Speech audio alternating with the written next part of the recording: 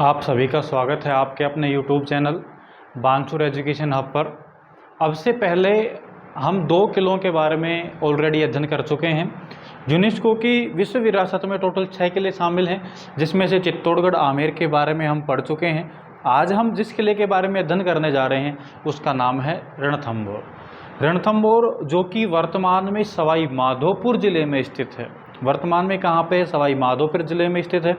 इसका जो निर्माण जो करवाया था वो 8वीं शताब्दी में चौहान शासकों द्वारा करवाया गया था। ये जो किला है ये अंडाकार आकृति में है। कैसी आकृति में है? अंडाकार आकृति में है। तो जब दूर से इसको देखा जाता है तो ये किला नज़र नहीं आता है। इस किले के बारे में जो अबुल फजल थे उन्होंने कहा था कि बाकी जितने भी किले हैं वो सब तो नंगे हैं, लेकिन ये किला बख्तरबंद है। बख्तरबंद का मतलब है कवच युक्त।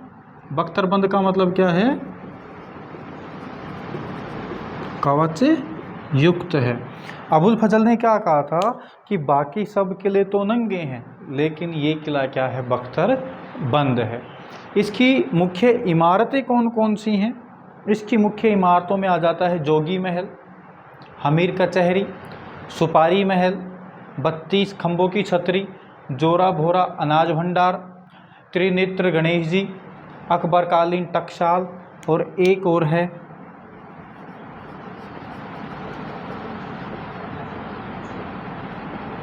पीर सदरुद्दीन की मजार या दरगाह।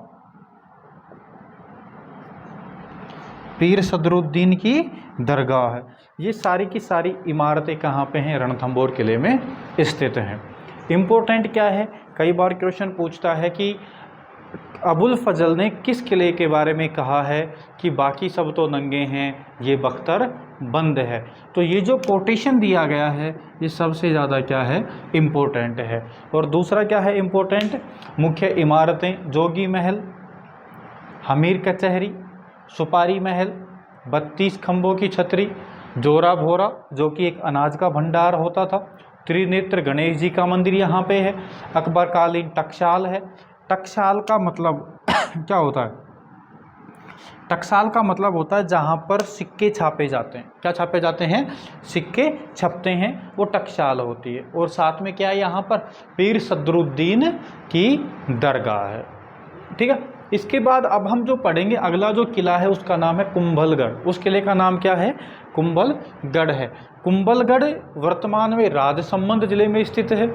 इस किले का जो निर्माण करवाया था वो कुंभा द्वारा था। इस किले का निर्माण किसने करवाया था? कुंभा ने करवाया था। इसके उपनाम कौन कौन से हैं? इसका उपनाम है मेवाड़ का संकट मोचन किला। क्या नाम इसका? मेवाड़ का संकट मोचन किला। और दूसरा क्या है? मेवाड़ मारवाड़ का सीमा प्रहरी नाम है। किस किले की बात कर रहे हैं हम? कुंभलगढ़ किले की बात कर रहे हैं, जो वर्तमान में राजसमंद कहाँ पे है? जिले में स्थित है। इसकी दीवार की जो लंबाई है वो 36 किलोमीटर है। कई बार क्वेश्चन यही पूछता है कि ऐसा कौन सा किला है जिसके दीवार की लंबाई 36 किलोमीटर है?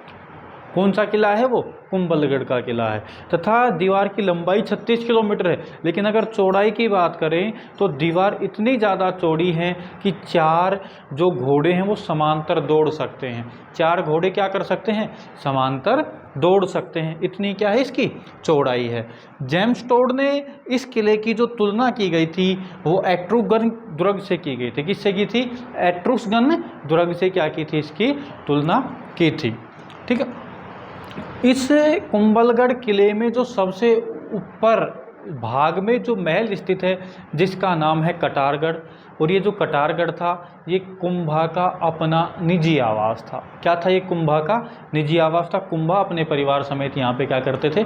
निवास करते थे। इस कटारगढ़ को ही मेवाड़ की आँख कहा जाता है। क्या कहा जाता है? मेवाड़ की आँख कहा जाता है। इस कुंभलगढ़ किले के अंदर झाली रानी का मालिया और मामा देव कुंड, ये 2 क्या हैं?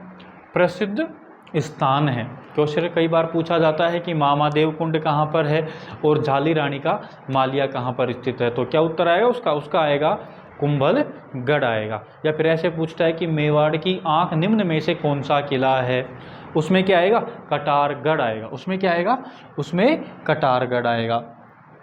अबुल फजल ने जैसे रणथंबोर के बारे में कहा था कि बाकी सब तो नंगे हैं, ये बख्तर बंद है, इसी प्रकार से कुंभलगढ़ के बारे में अबुल फजल कहते हैं कि ये किला इतनी ऊंचाई पे है, इतनी ऊंचाई पे है कि अगर कोई खड़ा हुआ व्यक्ति नीचे से इसको ऊपर की तरफ देखता है तो उसकी सर की पगड़ी क्या हो जाती है, नीचे गिर जाए। ये किला इतने ज़्यादा ऊंचाई पर है। और उनकी ये बात सही भी थी, क्योंकि कुंभलगढ़ जो किला था ये हमारे मेवाड़ जो रियासत थी उसका एक हिस्सा था, और मेवाड़ रियासत ने कभी भी मुग़लों के सामने अपनी हार स्वीकार नहीं की। चाहे हम राणा कुंभा की बात करें, चाहे राणा सांगा की बात करें, चाहे महाराणा प्रताप की बात करें, तो ये जो किला है ये वीर भूमि था। ये क्या था, वीर भूमि।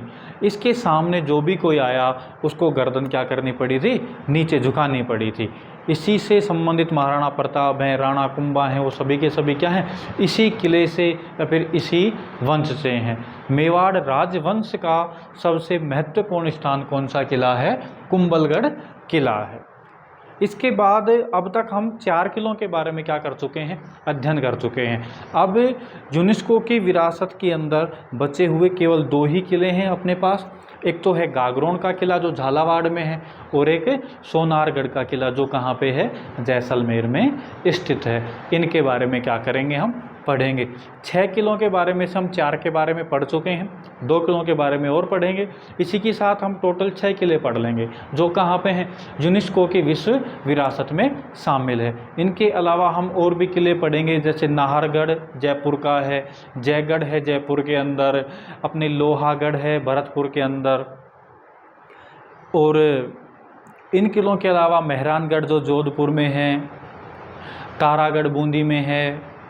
इन सभी किलों के बारे में क्या करेंगे, हम अध्ययन करेंगे, विस्तार से अध्ययन करेंगे। किलो वाली क्लास के अंदर से ऐसा कोई भी क्वेश्चन नहीं होगा जो बाहर जाएगा। बस आप रेगुलर क्लासें लेते रहें, अपडेटेड रहें। आगे की क्लास कल मिलेगी आपको। जब तक के लिए धन्यवाद।